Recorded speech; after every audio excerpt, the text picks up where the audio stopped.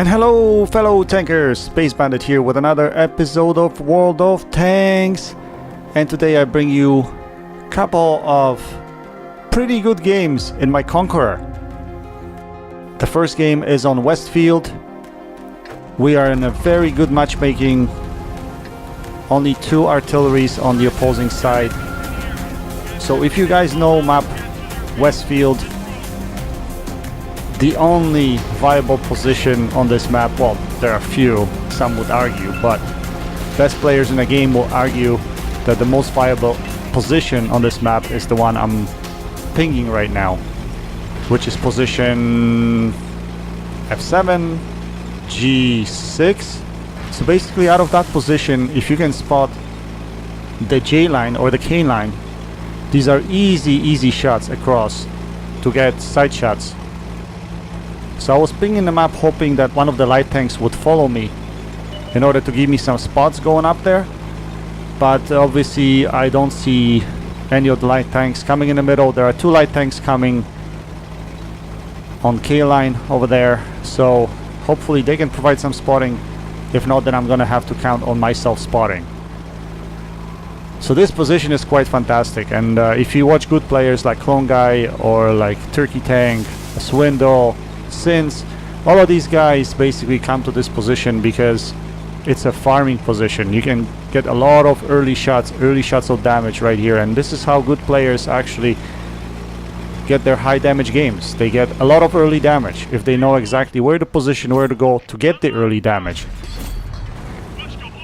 So here we could see the Conqueror crossing, and look at this. These are very easy shots to the side of the Conqueror, right? So I think this is actually my spot. Yeah, it was my spot, so the Conqueror was my spot, so is the AT-15. So the Conqueror disappears, we're gonna try to put a shell into the AT-15, but here I got spotted, so we're gonna have to drop.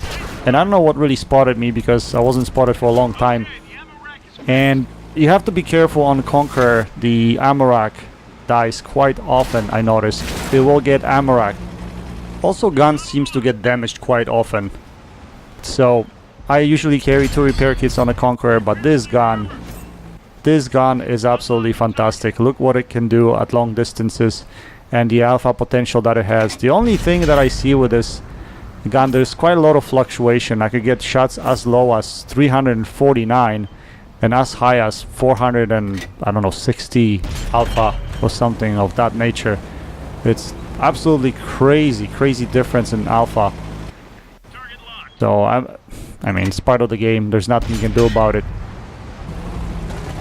So the Conqueror goes down, but I still see the shots on AT-15 over here.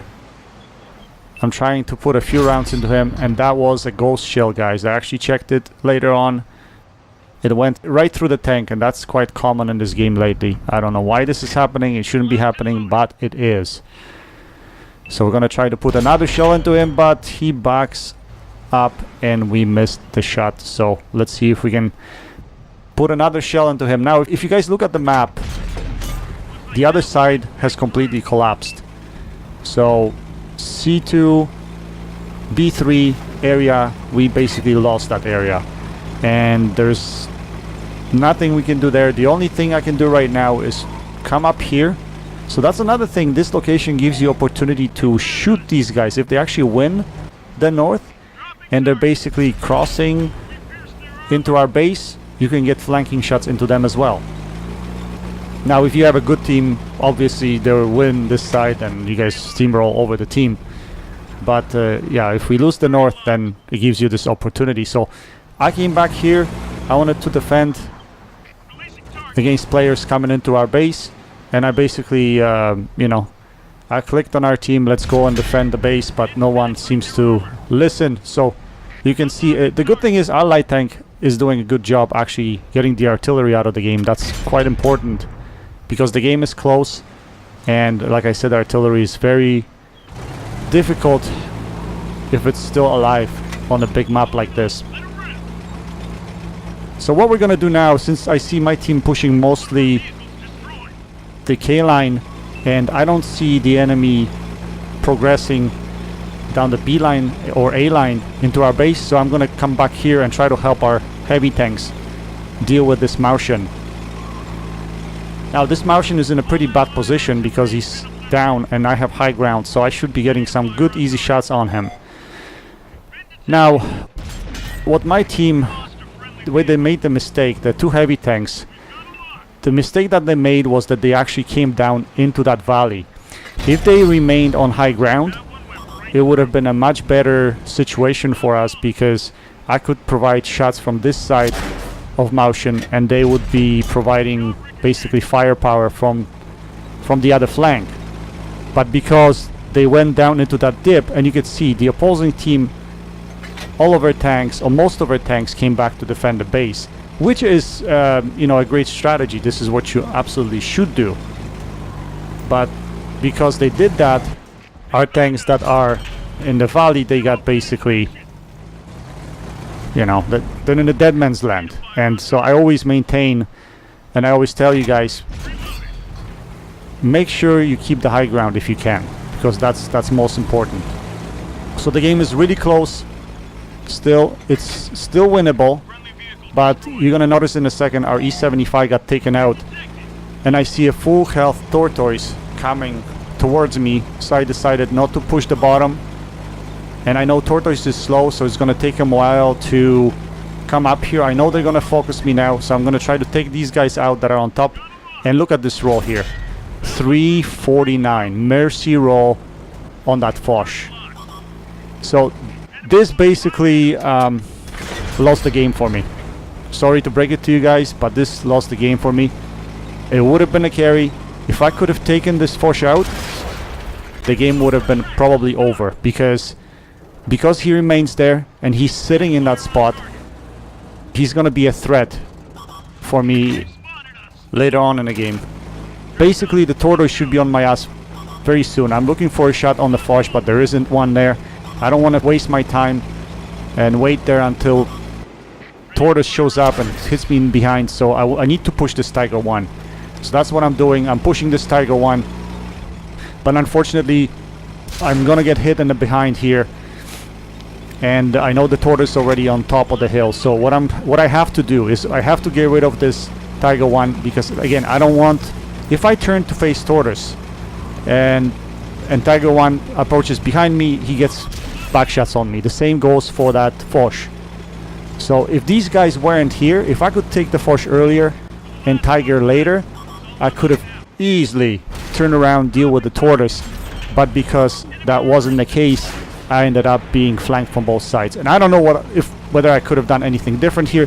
Here I could have stopped and maybe played this a little bit better, because that was a crazy rush. I was basically trying to get behind the wreck here to stop Foch from shooting me, but I guess at the end the decision wasn't the best. Maybe I should have turned around, dealt with tortoise. You guys tell me what would have been the best decision in this situation, but I don't think I would have been able to pull this off anyway. Tortoise was full health. Anyway, let's take a look at the post-game stats. We managed to put up 6.2k damage, 2000 block damage, only class 2 mastery, meaning that people are putting up really good games in the Conqueror. So yeah, this machine is awesome, man. Conqueror is a fantastic tank. I would strongly recommend it. If you guys don't have it, get on it. It's a great machine.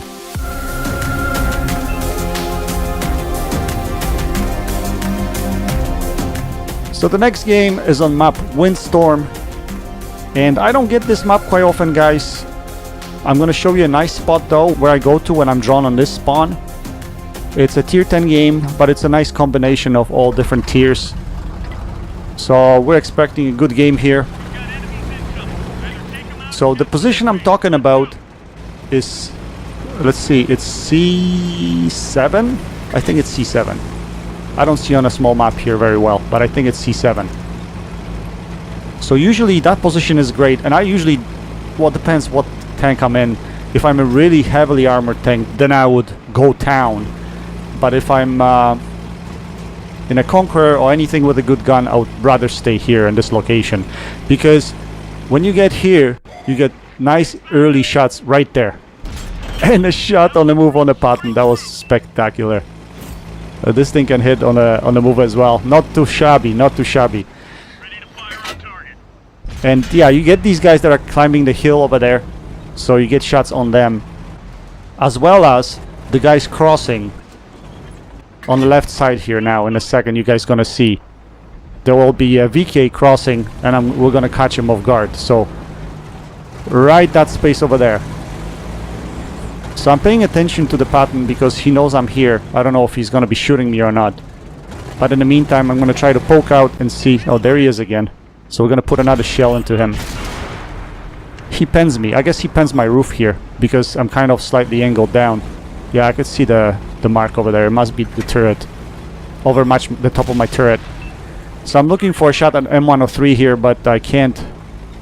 I don't want to overexpose here. I like to keep this position. So you can see VK is gonna be crossing over. And usually the tanks that are crossing over are exposed to this fire right here. So that's why this position is good. Also, tanks that are coming through the middle, you can get shots into them as well once you turn around. You just have to be careful because the middle position, the what is it? E6, somewhere around there, or D6. Light tanks like to YOLO through there, so sometimes I got caught in this position a few times with the light tanks YOLOing through there, so you gotta be careful about that. And yeah, so we're gonna try to put some shots into VK. We're working this side of the map for now, but look what happens, what's happening behind me. And I tunnel visioned here again, guys, but luckily the tank behind me was paying attention to the light tank at D8, wasn't paying attention to me. But once I turned around, look who it is. Look who it is. T-5041. He could have easily clipped me out here. Could have easily clipped me out. So yeah, you gotta get lucky sometimes. That was actually stupid play on my part, but it paid off. Luckily the light tank drew his attention and he wasn't paying attention to me. So what we're gonna do is climb up here and take a shot at this Sheridan. See if we can put a shell into him. Yes, we do. And now at this point I was thinking, what should I be doing? Should I be pushing with the team at this point? Still pushing and trying to get to their base? I looked at the composition. I saw the T-57 heavy. So yeah, I'm kind of hesitating. But then I realized, okay, our base is under attack. So it would be better if I could come back. Again, this position is great for that. Absolutely great for that. And look what I'm gonna do.